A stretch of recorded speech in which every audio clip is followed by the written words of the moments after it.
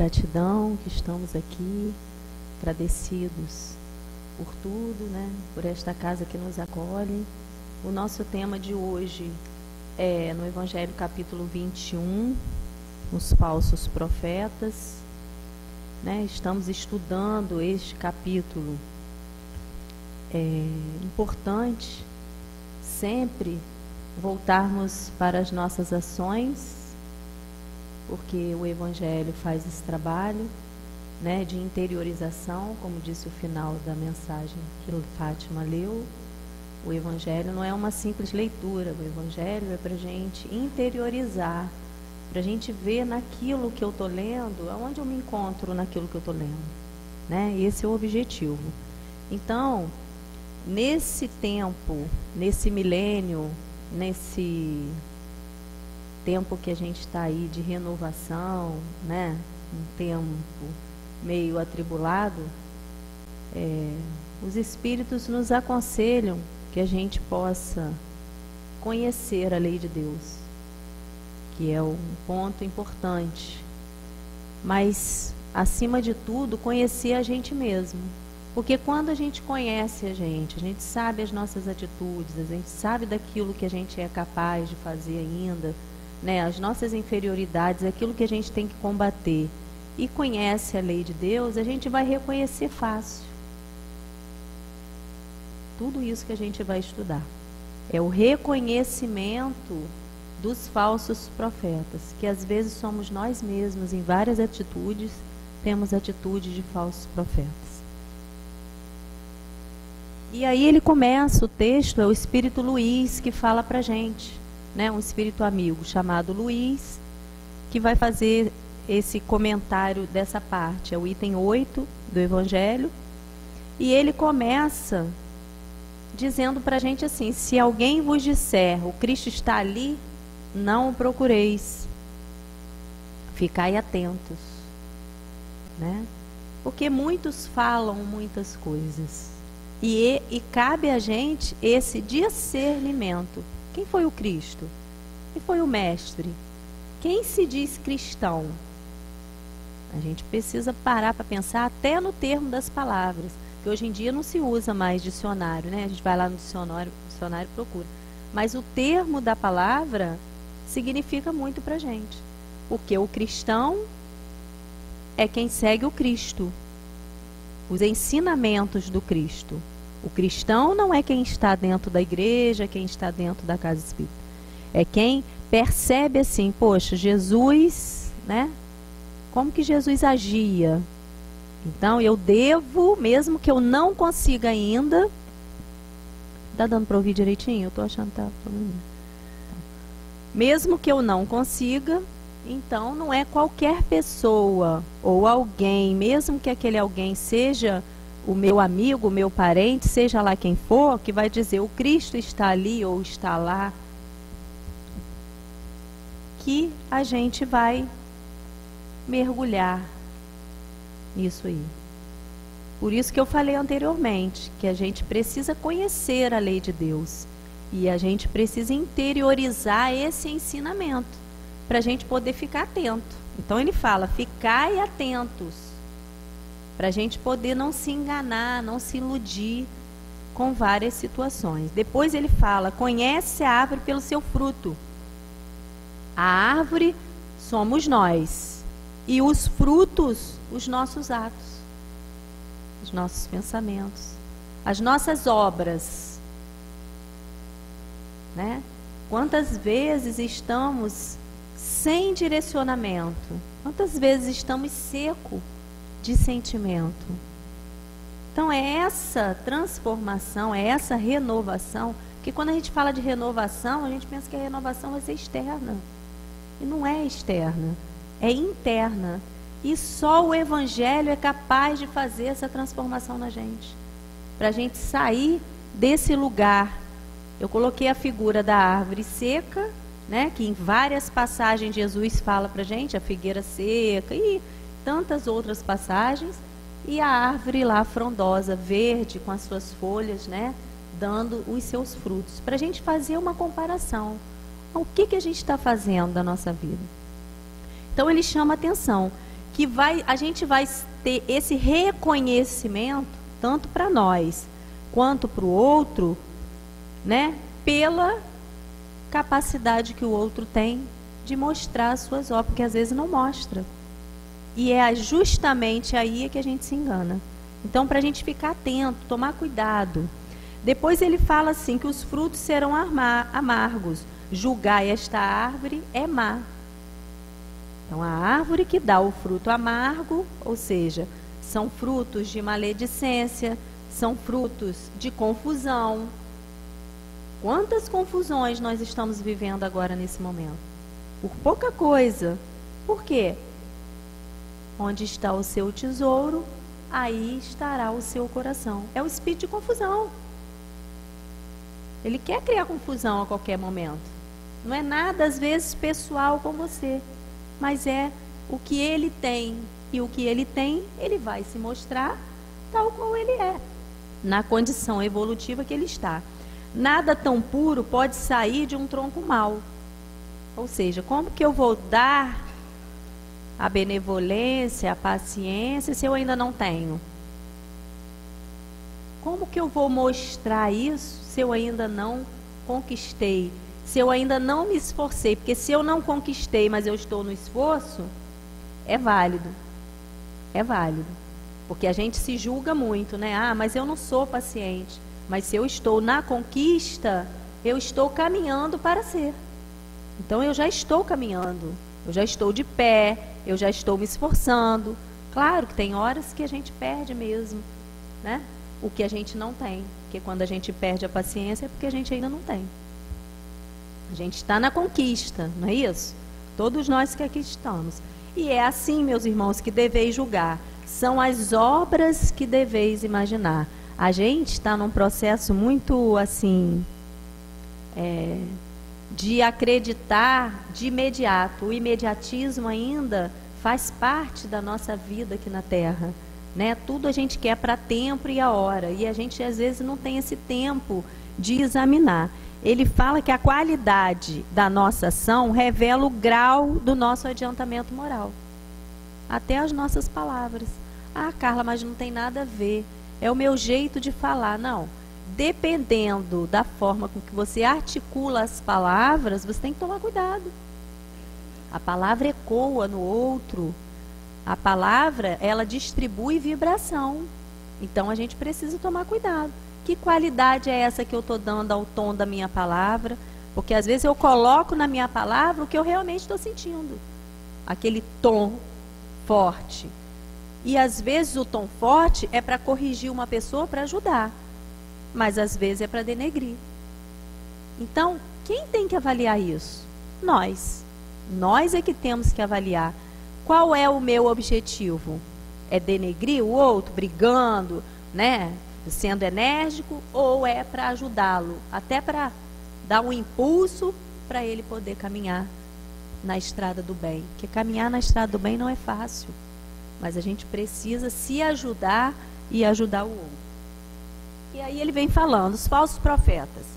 Profeta, no sentido evangélico, profeta é todo enviado de Deus com a missão de instruir os homens e lhes revelar as coisas ocultas e os mistérios da vida espiritual. Qual é a função mais importante? Interpretar e sobre a inspiração espiritual passar. Isso, antigamente, profeta, sim.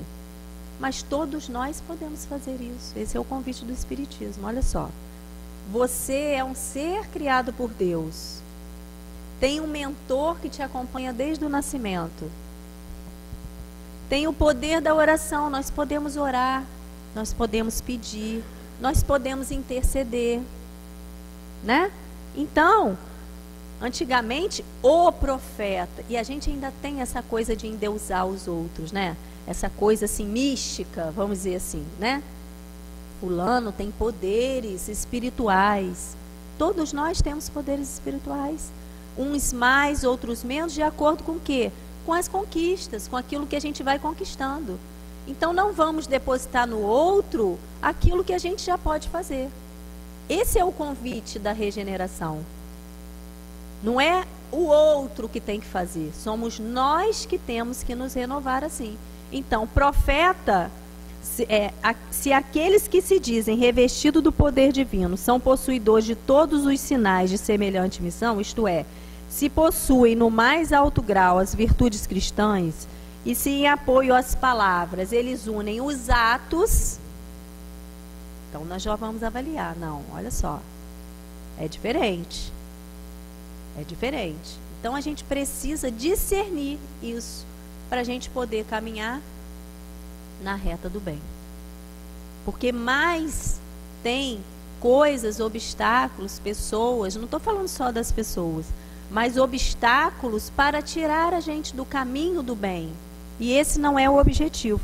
Então a função mais importante é a interpretação dos fatos passados e presentes sob a inspiração espiritual. Então eu vou ficar na dependência do outro. Quem sabe da minha existência? Sou eu, né? A gente bate no peito e fala, eu tenho livre-arbítrio, né? Eu faço o que eu quero da minha vida. Sim, nós temos o livre-arbítrio, nós somos, né, possuidores desse discernimento, sim. Mas muitas vezes nós precisamos de ajuda espiritual, de uma pessoa que sabe mais, que estudou mais, que pratica mais, que sente mais. A diferença é no sentir. Porque quanto mais a gente ajuda, mais a gente recebe. O dia que a gente aprender isso, é regra básica, a gente vai ser mais feliz. Porque a gente tem um medo danado de doar. Doar até os recursos que a gente tem. Não é recurso financeiro, não. Doar até os recursos que a gente tem. De faltar depois. Não falta. Porque quanto mais a gente doa, mais a gente recebe. Esses são os possuidores. Né? A gente tem exemplos aí. A todo momento. São os possuidores de quê? Dos recursos, porque eles conseguiram desenvolver esses recursos. Quanto mais eu dou, mais eu tenho. E a palavra falso significa contrário à realidade, em que há mentira, desleal, traiçoeiro, infundado, inexato, falsificado.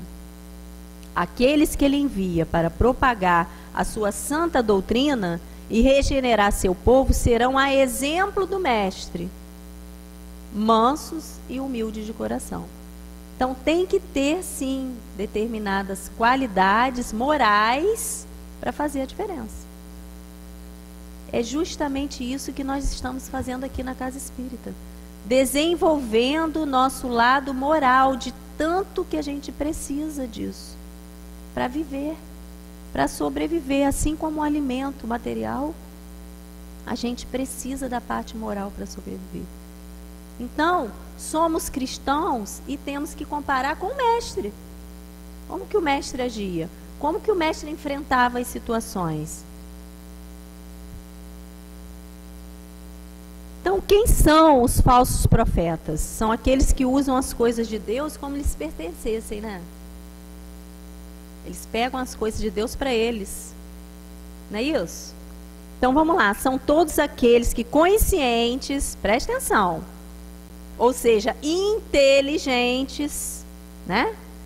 Na verdade, inteligentes somos todos nós, do que fazem e conhecedores da verdade, negam o erro por orgulho, por interesse e até por maldade. São egoístas, astuciosos, intolerantes e fanáticos. Servem-se de todos os meios para prevalecer a sua ideia. A gente vê o orgulho aí imperando. Tudo que eu faço, tudo que eu falo é o que é certo. Confundindo as almas simples e confiantes. Esses profetas valem-se do nome de Deus e de Jesus para alcançar os seus objetivos. Então, olha só. O objetivo não é instruir os homens, não é fazer justamente ao contrário. Não é confundir os homens, é instruir os homens. Aquilo que eu já sei, eu já posso passar para o outro. Então, todos nós podemos fazer isso. E podemos discernir, separar. Separa isso aqui. E isso aqui é o que eu já escolhi seguir. Independente do que o outro acha. Porque às vezes a gente segue a opinião do outro com a maior facilidade. A maior facilidade. Ah, é mesmo, ele tem razão. Nem pensei direito. Já sigo. Precisamos utilizar a nossa inteligência para o bem, gente. Para discernir o que é melhor para a nossa vida. E o melhor hoje é o nosso desenvolvimento moral. Porque sem o desenvolvimento moral, está muito difícil a gente viver. Muito difícil. Então, os falsos profetas, voltando à figurinha, né, do lobo. Acautelai-vos, porém, dos falsos profetas, que vêm até vós vestidos como ovelhas, mas interiormente são lobos devoradores. E ele fala no Evangelho: fugi daquele que revela o mínimo sinal de orgulho. Ele compara o orgulho como uma doença contagiosa, como a lepra, por exemplo. Né? Quando a gente vê alguém que tem uma doença contagiosa, a gente não se afasta. E a doença moral? Quer doença moral pior do que o nosso orgulho, que todos nós temos? Todos nós estamos tentando vencer esse orgulho que cega, tapa nossos olhos, que nos faz acreditar em coisas ilusórias. O orgulho faz tudo isso. E aí? Acautelai-vos. É isso que ele faz. Porém, dos falsos profetas. Quando vem, a gente já sabe. Como que a gente vai discernir isso, Carla? Quando a gente se conhece. Quando a gente sabe que a gente é orgulhoso. Calma, Carla, olha só. Vai devagar, vamos analisar direitinho. Quando a gente estuda a lei de Deus, aí a gente vai discernir. A gente vai olhando, vai falando assim, não, ó, isso aqui não está muito bom não. Para aí. Deixa eu pensar direitinho. Só assim. Agora, quando a gente vai levando a vida sem se conhecer, sem conhecer a lei de Deus, fica bem mais difícil. Você pode até ter um anjo bom, vamos dizer, encarnado, sem ser o nosso mentor, que vai falar para você assim e você vai seguir. Ó, Carla, esse caminho aí, sei lá, o negócio aí que você está fazendo não é muito bom, não. Às vezes a gente tem, né? Muitos amigos que nos falam. Mas a gente tem que ver por a gente tem que começar a discernir isso aí. E aí, ele fala no Evangelho, capítulo 26, item 4, naquela parte de preces pagas, mercadores do tempo, que essa parte é muito polêmica, que Jesus, né, fez aquilo tudo. Ele fala assim: Deus não vende os benefícios que concede. Não subordina a uma soma de dinheiro um ato de clemência, de bondade, de justiça, de sua misericórdia. Se achamos imoral pagarmos para termos a proteção de um poderoso da terra, seria correto pagarmos pela ajuda do Criador do universo? Então, mais uma vez, a gente compara as coisas de Deus com as coisas materiais. A gente quer fazer das coisas de Deus as nossas coisas materiais e que atendam ainda na hora que a gente quer. Não é possível, gente. Não é possível. A gente precisa separar isso na nossa vida, né? Isso quando a gente não quer apanhar as coisas de Deus pra gente. As coisas de Deus Ele espalha para todo mundo. Todo mundo tem direito. É o nosso egoísmo ainda que acha que a gente vai pegar aquilo só pra gente, o bem-estar pra gente, as coisas pra gente. Os benefícios são jorrados. Numa sessão dessa aqui de palestra, de estudo, nessa manhã, quantos benefícios, quantos fluidos de cura. A gente não tem o direito de apanhar isso só pra gente ou fazer do nosso jeito. Não cabe a nós, cabe aos mentores que estão aqui trabalhando. Eles sabem direitinho o que um precisa, o que o outro precisa, tudo organizado. Então a gente precisa pensar nisso. E aí, na nossa vida diária, eu botei mais ou menos só para a gente estudar rapidamente. Os falsos profetas, né? Que semeiam a ilusão, os enganos, os desvios do caminho da verdade. A intenção é essa. É desviar do caminho da verdade. Porque a verdade é uma só para todo mundo. Então, na religião existe? Tem. Na religião. Quando mantém os povos na cegueira espiritual para conquistarem privilégios e proveitos materiais. Está pensando nos outros ou está pensando em si mesmo? Quando mantém pobre a espiritualidade de seus seguidores. Ou seja, não deixa o outro crescer espiritualmente. Porque se ele crescer espiritualmente, vai ficar melhor do que eu. É o egoísmo novamente se mostrando. E o orgulho, que eu me acho melhor do que os outros. Então, como é que eu vou ver o outro crescer? Vai começar a me incomodar. Na ciência, quando pregam o materialismo leva ao suicídio, leva ao desânimo. Sem a vida futura, pensa bem, no mundo de hoje, olha só, tudo que eu tenho eu não levo. Vamos ser práticos. Tudo que eu tenho material eu não vou levar. Eu vou levar o quê? A inteligência, as conquistas morais e as qualidades morais. As conquistas que eu fiz em sentimento, né? Na família, no trabalho, as coisas que eu fiz, não as coisas que eu tenho, né? E aí eles semeiam a discórdia, semeiam a desesperança, quando negam a Deus e a realidade espiritual. Não, isso aí, para com isso, você está pensando assim? Que isso, gente? Você tá, você não está bem não, hein? Você não está bem não, hein? Você está vendo ali a realidade é essa para todo mundo, e ele está puxando para trás. Na política, quando promete coisas que não planeja cumprir. No dom da fala fácil, né? Às vezes a fala mansa, né?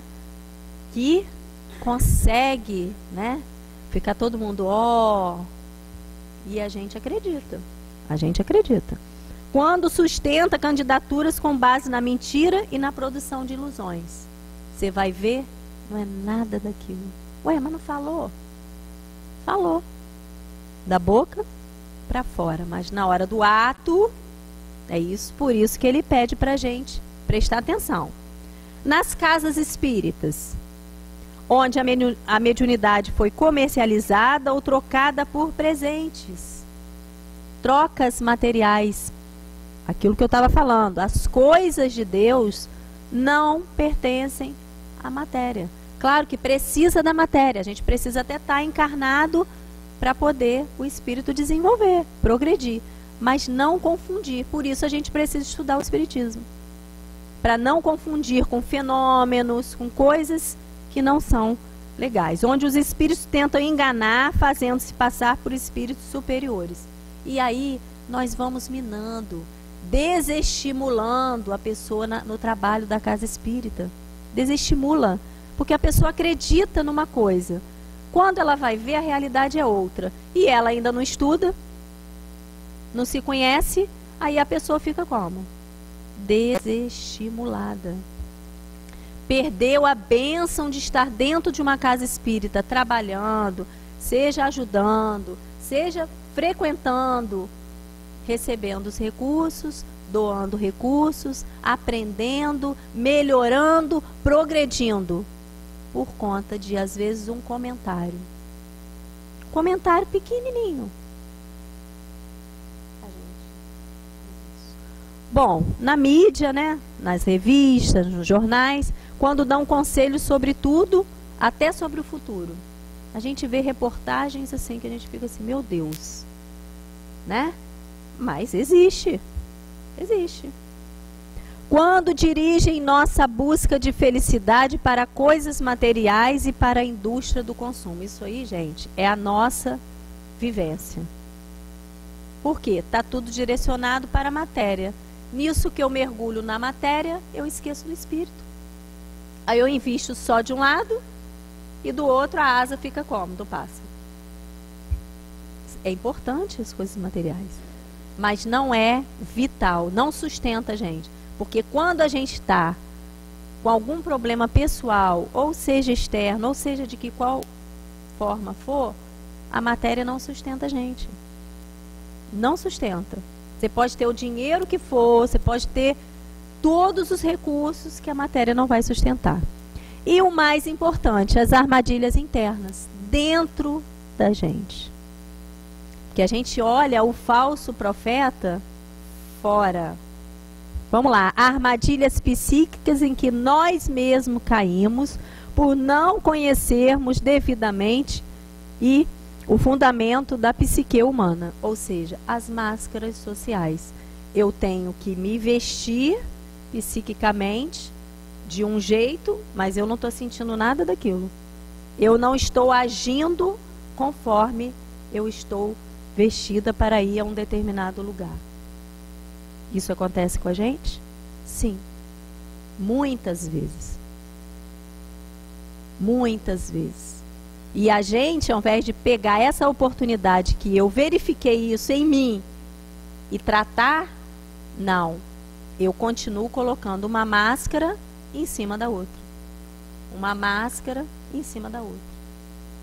Chega uma hora que o pai fala assim, ó, vamos rever isso aí? Porque o pai é de misericórdia, né? Não é de misericórdia, de justiça e de bondade? Vamos rever isso aí? Você está se enganando, você está se iludindo, né? Não é ilusão, não é engano. Eu estou desviando da minha função da encarnação. Eu estou sendo comigo mesmo um falso profeta. Porque eu planejei a minha encarnação. Planejei junto com um grupo de pessoas, são os meus pais, os mentores, tudo planejado direitinho. Quando eu chego aqui, eu faço tudo diferente. Então não é um desvio do caminho, não é um engano. Então a gente precisa prestar atenção. E aí o verdadeiro missionário de Jesus deve provar que o é pela sua superioridade, por suas virtudes, pela sua grandeza, pelos resultados e pela influência moralizadora de suas obras. O que eu estou fazendo dos recursos? Direcionando a mim e as outras pessoas? E para direcionar, eu tenho que ter superioridade moral. Então, eu tenho que me corrigir também. Não adianta só eu falar para as pessoas e eu não me corrigir. É muito difícil esse trabalho, gente, mas a gente consegue fazer. A gente consegue. E é isso que o Evangelho faz na vida da gente. Ele faz uma revolução na vida da gente. Se a gente lê um pedacinho do Evangelho todo dia, final do ano, a gente não vai estar igual. Não tem como ficar igual. Porque o que você lê ali, você se percebe. Você vê que você ainda faz aquilo. E você não dá para mentir para você. Está só você e o Evangelho. Não dá para mentir. Então, para aí. Eu ainda faço isso. Está muito difícil de eu corrigir isso. Porque realmente tem vícios. Às vezes a dosagem do orgulho é tão grande que não dá para a gente corrigir. Então, vamos rever, cara. Qual o caminho que você pode seguir? Mas, né, para você seguir também, a gente não vai se torturar. Não é esse o objetivo. É fazer em doses homeopáticas. Né? Analisando. Por que essa situação chegou para mim? Eu tenho comprometimento com as situações e os problemas que chegam para mim. Às vezes uma pessoa vem trabalhar com você. Você fala, gente, não é possível. Não, eu não acredito. Aí eu nego. Primeiro eu nego. Quando eu vou ver, a pessoa é igual a você. É igual. Nas atitudes, na arrogância, às vezes no orgulho. É igual. Então, qual é o trabalho que eu estou fazendo? Comigo e com a pessoa. Eu tenho que pensar nisso. Porque é de minha responsabilidade a influência moralizadora. Isso é sério. Não é só, não, deixa pra lá, eu não quero conviver com fulano. A gente não tem que conviver com as pessoas. Porque aí fica muito fácil. Né? Então eu preciso fazer esse trabalho com urgência. Com urgência. Porque, né, o trem está passando e a gente vai ter que caminhar. Vai ser empurrado para frente, para o progresso e para o bem. O Dr. Erma fala pra gente, no livro Palavras do Coração, volume 2, uma lição assim: saibamos distinguir os bons espíritos. Estudai o caso. Os bons espíritos só aconselham o bem. Cabe a vós distinguir. Allan Kardec, no Livro dos Espíritos, pergunta 464. Os bons espíritos se manifestam pelas suas atitudes de coerência diante do bem. Quando cada um de nós desejar saber se está acompanhado de um bom espírito, observemos se suas ideias são compatíveis com o bem, com a bondade. Primeira coisa. Cada vez que quisermos saber se quem está do nosso lado é um espírito de bondade, observemos como o mesmo age diante da vida, nas circunstâncias as mais diversas, e também como ele age diante da dor. Se concluirmos que ele mantém atitude de compreensão, capacidade de estímulo ao bem e suportação dos grandes sofrimentos, poderemos ter a certeza de estar diante de um bom espírito. Se também quisermos saber se quem nos guia é capaz de ser um bom espírito, procuremos analisar, além dessas qualidades, a sua própria determinação no campo da perseverança, no campo da luta, no campo da implantação da paz. Tudo isso caracteriza um bom espírito, porque além da bondade, compreensão, organização e coerência, ele deve ser alguém que implante a paz aonde ele estiver. Assim que cada um procure desenvolver os valores compatíveis com o seu progresso, mas que procure alcançar as qualidades de um bom espírito. Que Deus nos ajude, nos oriente, nos ensine a ser sempre felizes na prática do bem. É uma orientação do Espírito Erma, mensagem recebida em 18/6/94. Então, gente, a gente precisa distinguir, a gente precisa avaliar, discernir, ser orientado, sim. Avaliar o que isso está acontecendo. É o bem? O que é o bem? O bem é o bem, é só único, como a verdade. O mal é a ausência do bem. Quando a pessoa não faz o bem, ela já está fazendo mal. Ah, mas é só um pouquinho, é um negócio que não tem nada demais, mas já é o mal. Porque não é o bem, então vai ser o quê? Então a gente precisa pensar sobre isso. Que Jesus possa nos abençoar.